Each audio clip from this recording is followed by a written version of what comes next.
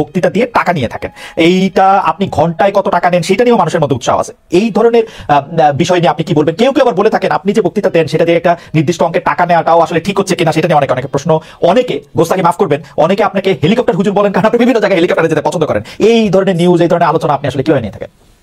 দেখেন, আপনি একজন স্বনামধন্য সাংবাদিক এবং আপনি সাংবাদিকতার মাধ্যমে বাংলাদেশে অনেক উপকার করেছেন, কিন্তু কোনো হিংসুক বা নিন্দুক যদি বলে খালেদ মহিউদ্দিন একজন বাচালি করে টাকা কামাই করে, এটাকে আপনি মানবেন? আমি বক্তা না, আমি হচ্ছে দায়ী আল্লাহ। আমি আপনি ঠোঁটে খান, কিন্তু আমি নেতা দিয়ে সেবা করি মানুষকে। আমি বক্তা নই, আমার পরিচয় হচ্ছে, দেখুন আমাদের একটা ইতিহাস আছে, আমি পেশাদার কোনো বক্তা নই, আমি হচ্ছে দায়ী আল্লাহ। আল্লাহ দিনের দাওয়াত মানুষের কাছে পৌঁছে দিই। এখন আসে টাকার বিষয়। বাংলাদেশে কেউ কোনোদিন দেখাতে পারবে না আমি আমার নিজের জন্য কোনো টাকা চেয়ে নিই। যদি আমি কোনো প্রোগ্রামে কন্ট্যাক্ট করে টাকা নিতাম তো সর্বনিম্ন 3 লাখ টাকা রেট রাখতাম, কিন্তু কখনো কখনো আমাকে তারা খুশি হয়ে যাবে সেটা আমি নিয়ে থাকি। এটা হচ্ছে হেলিকপ্টার প্রসঙ্গ, এটা হচ্ছে আমার অত্যন্ত প্রয়োজন। হেলিকপ্টারটা আমার চেয়ে বেশি বাংলাদেশে শেখ হাসিনা ব্যবহার করেন, এটা আমি অহংকার করে বলছি না, আল্লাহ তাআলা শুকরিয়া আদায় করছি। এবং বাংলাদেশে অনেক বক্তা বা স্কলার এক সময় আমার বিরোধিতা করেছে আমি হেলিকপ্টার কেন চড়ি, হেলিকপ্টারে কেন যাই। বাংলাদেশে 2014 সাল থেকে ব্যাপকভাবে আমি হেলিকপ্টারে যাচ্ছি। এখন অনেক বক্তা স্কলার বা স্ক্রু ড্রাইভার যাই বলেন তারা হেলিকপ্টার ব্যবহার করছে, এখন আর সমস্যা হচ্ছে না। আমার একটি সমস্যা ছিল, হেলিকপ্টারটা কেন ব্যবহার করি আপনাকে একটা সহজ উদাহরণ দিচ্ছি।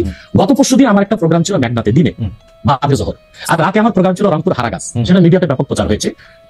পরের দিন আমার প্রোগ্রাম ছিল কালকে লোহাগাড়া, এই চট্টগ্রাম সাতকারিয়া। এখন আমি হেলিকপ্টার ব্যবহার না করে দিন ও রাতে 3টা প্রোগ্রাম করা কি আদৌ সম্ভব? না, সম্ভব না। যেখানে আমার বাড়ি আব্বাসী মসজিদ থেকে চিটাগাং রোড যেতে 1.5 ঘন্টা লাগবে, তা আমি কিভাবে মেঘনার প্রোগ্রামটা দিনে করে রাতে হারাগাছ করে পরের দিন চট্টগ্রাম যাই? আমাকে এটা অনিবার্য কারণে হেলিকপ্টার ব্যবহার করতে হচ্ছে, এবং সেটা জনগণই দেখে। এর জন্য তো আমাকে হেলিকপ্টার হুজুর বলতে পারে না। এখন যে হুজুর নৌকায় চড়ে মাহফিল করতে যায় তাকে কি নৌকা হুজুর বলবেন? বা যিনি প্রাইভেট কারে প্রোগ্রাম করতে যায় তাকে কি বলবেন ট্যাক্সি হুজুর? আমি গাড়িও ব্যবহার করি যখন যেটা লাগে। আমি এখন প্যারাড ইউজ করতেছি, এটা 3 কোটি টাকা। আমি ভিএট ইউজ করি 8 কোটি টাকা। আমি হেলিকপ্টার ইউজ করি, এটা 14 কোটি টাকা। এখন আমি নৌকাতেও যাই, যেখানে যেভাবে আমার সুবিধা তখন সেভাবে সেখানে। এখন হিংসুক বা নিন্দুকরা কি বললো সেটা তো আপনার মতো না, সেটা ঠিক আছে। না, আমি কিন্তু মনে করি যে আপনাকে যত ব্যস্ত থাকতে হয়, আপনি যদি পথে এর মধ্যে থেকে আপনার দিনের একটা বড় অংশ আপনি ব্যয় করেন, এটা আপনার জন্য এটা আসলে কোনোভাবে এটা মানে এটা কেউই এটা করবে না। আমার কাছে মনে হয় যে আপনার ব্যস্ততার জায়গা থেকে আপনার এটা করতেই হবে। কিন্তু আমার যে প্রশ্ন ছিল যে আপনি এর জন্য নিজেকে একজন প্রফেশনাল স্পিকার মনে করেন কিনা, আপনি মনে করেন কিনা যে আপনি যে বিভিন্ন জায়গায় বক্তৃতা দিতে যাচ্ছেন এবং আপনার যে একটা অসম্ভব চাহিদা বিভিন্ন জায়গায়, আজকে এখানে কালকে সেখানে, সেইটা আপনার আয়ের একটা বড় উৎস কিনা? দেখুন, এটা ছাড়া আমার আয়ের ব্যবস্থা ছিল। আমাদের যে বাংলাদেশে আমাদের যে আধ্যাত্মিক ঘরানার আমরা সন্তান, আপনি জানেন আমাদের বংশের মুরব্বী শাহ কারামত আলী জনপুর রহমতুল্লাহ, তাকে বলা হয় বাংলাদেশের আধ্যাত্মিক জনক। 2 নেশন থিওরির ভিত্তিতে দেশ স্বাধীন হয়েছে, এবং ডব্লিউ হান্টার তার বইতে উল্লেখ করেছে, এনসাইক্লোপিডিয়া অফ ব্রিটানিকাতে এসেছে, ইসলামিক ফাউন্ডেশন বিশ্বকোষে এসেছে, কারামত আলী জনপুর রহমতুল্লাহর হাতে 2 কোটি লোক মুসলমান হয়েছে।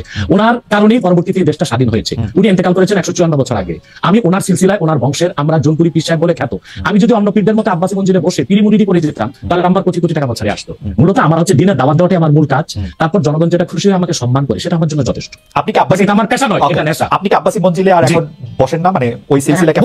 বসি, কিন্তু মূল হাইলাইটস করা হচ্ছে দাওয়াতের কাজকে। আমি দাওয়াতি কাজে ব্যস্ত। আপনার মূল আপনি ইচ্ছা করলে হইতে পারতেন, কারণ আমরা জনপুরের পীর সাহেবদের সম্পর্কে আমরা অবগত, তাদের অনেক ফলোয়ার আছে। আরেকটা কথা বলি আপনাকে, আমি এখনো দিনরাত জেগে আমার ছাত্রদেরকে পড়াই। আমি বুখারী শরীফ প্রথম খন্ড আমার ছাত্রদেরকে পড়াই।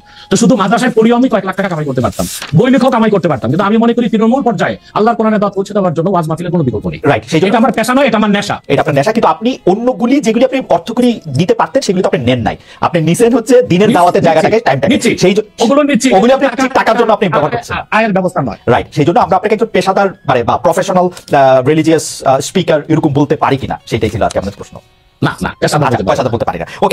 আপনি আসছেন এখানে, আমরা দর্শকদের কাছে একটা প্রশ্ন করেছিলাম যে আগামী জাতীয় নির্বাচন ঘিরে বাংলাদেশে ইসলামপন্থী দলগুলোর মধ্যে ঐক্য প্রক্রিয়া সফল হবেন বলে মনে করেন কিনা দর্শকরা। শতকরা 56% দর্শক মনে করছেন হ্যাঁ, শতকরা 44% দর্শক মনে করছেন যে না, সেই ঐক্য প্রক্রিয়া সফল হবে না। 70,000 দর্শক ভোট দিয়েছেন। আমি একটু আবার জনাব আব্বাসীর কাছে ফিরি। জনাব আব্বাসী, আপনি আপনার বক্তব্যে সামাজিক বিষয়, আধ্যাত্মিক বা পারলৌকিক বিষয়গুলির পাশাপাশি রাজনৈতিক বিষয়গুলো উঠে আসে। আপনি যখন যে প্রয়োজন মনে করেন দাবি দাওয়া নিয়েও মাঠে নামেন। আপনার রাজনৈতিক মিশন ও ভিশন সম্পর্কে একটু জানতে চাই। গত অগাস্টের শেষ দিকে নতুন রাজনৈতিক দল গঠনের কোনো গঠনের ঘোষণা দিয়েছিলেন, তাতে অগ্রগতি আছে কিনা আপনি যদি একটু সংক্ষেপে বলতেন। দেখুন, আমার রাজনৈতিক দর্শনটা ভিন্ন। সেটা হচ্ছে যে রাজনীতির দুইটা দিক রাষ্ট্রবিজ্ঞানের, আপনি ভালো জানেন। একটা হচ্ছে থিওরিক্যাল পলিটিক্স আর একটা হচ্ছে অ্যাপ্লাইড পলিটিক্স। তা আমি অ্যাপ্লাইড পলিটিক্সটা করি না, হরতাল মিছিল মিটিং ভোটাভুটি এগুলোকে আমি সমর্থন করি না, বাট থিওরিক্যাল পলিটিক্স এটা আমি খুব চর্চা করি। এবং থিওরিক্যাল পলিটিক্সটা হচ্ছে রাষ্ট্রবিজ্ঞানের অবজারভেশনাল সায়েন্স, পর্যবেক্ষণমূলক বিজ্ঞান। আমি বাংলাদেশ নিয়ে আমার যে চিন্তা চেতনা এবং বাংলাদেশের ভবিষ্যৎ নিয়ে এটা 8ই আগস্ট আমি সংবাদ সম্মেলন করে বলেছি, সেটা আপনি দেখবেন, জনগণ দেখবে বলে আশা করি। আমি আমার বক্তব্যে বারবার বলে এসেছি, বাংলাদেশে এখন যারা রাজনীতির দায়িত্ব নিয়েছে, রাষ্ট্র পরিচালনা, রাষ্ট্র মেরামতের, তাদের হাতে বাংলাদেশের রাজনীতির ভবিষ্যৎ মোটেও নাই। এটা চলে গেছে আটলান্টিকের ওপারে। আমি সবসময় আমার বক্তব্যে ভারত বিরোধিতা করে এসেছি। আমি ভারতের আধিপত্য এক মুহূর্তের জন্য বাংলাদেশ মানতে পারি না। আমি বলেছি ভারতীয় হিন্দুত্ববাদ আর আধিপত্যবাদ থেকে বাংলাদেশ মুক্ত হয়েছে, কিন্তু মার্কিন আগ্রাসন ধেয়ে আসছে। এখন যদি এখানে আমি মনে করি যে পশ্চিমা দুটা তিনটা এজেন্ডা, একটা হচ্ছে বর্তমান সরকারকে বসানো, বর্তমান সরকার যে গঠন করা হয়েছে এটা তো কোনো বিপ্লবী সরকার হয়নি। আমি তো চেয়েছিলাম প্রত্যেক মূলধারা রাজনৈতিক দল থেকে ঘাঘু রাজনীতিবিদ যারা তৃণমূল থেকে রাজনীতি করে এসেছে তাদেরকে নিয়ে একটা ইন্টারিয়াম গভর্নমেন্ট হবে, তা তো হলো না। আমি মনে করি এটা পশ্চিমা দুনিয়ার একটু বলি বরং পশ্চিমা দুনিয়ার যে প্রেসক্রিপশন ছিল ওই অনুযায়ী বর্তমান সরকারটা গঠন করা হয়েছে, যে কারণে এরা দেশের কোনো সংস্কার করতে পারবে না, মেরামত করতে পারবে না, যা আমরা ইতিমধ্যে এতদিন দেখেছি।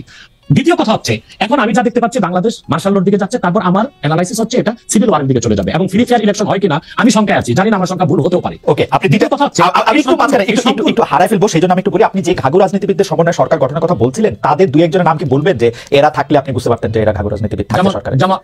যেমন মনে করেন বিএনপি থেকে দুই একজন নেওয়া যেতে পারতো, জামাত ইসলামের ডক্টর শফিক সহ আরো কিছু অভিজ্ঞ কিছু নেতা নেওয়া যেতে পারতো, এবং আরো যেমন ছাত্র সমন্বয়কদের থেকে যারা যেমন তাদেরকে যারা বুদ্ধিভিত্তিক নেতৃত্ব দিয়েছে তাদের রাখা যেতে পারতো। অর্থাৎ বাংলাদেশে যে রাজনীতি করবে তারা বাংলাদেশের ইতিহাস ঐতিহ্য এই জাতির নৃতত্ব সম্পর্কে জানা থাকতে হবে, নতুবা এই জাতিকে কেউ শাসন করতে পারবে না।